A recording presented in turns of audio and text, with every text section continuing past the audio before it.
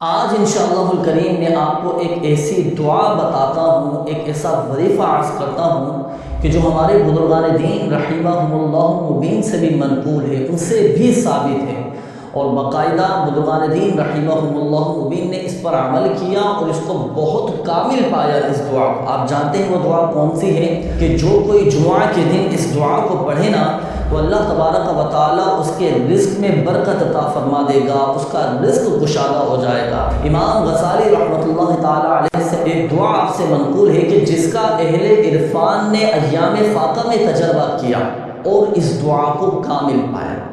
آپ جانتے ہیں وہ دعا کون سی ہے؟ وہ دعا یہ ہے، نوٹ کیجئے گا، بلکہ میں آپ کو مشورہ دوں گا کہ آپ اس دعا کو یاد بھی کر لیں۔ اللہم یا غنی یا حمید یا مبدئ یا معید یا رحیم یا ودود اغننی بحلالک عن حرامک وبطاعتک عن معصیتک وفی فضلک عن من سواک۔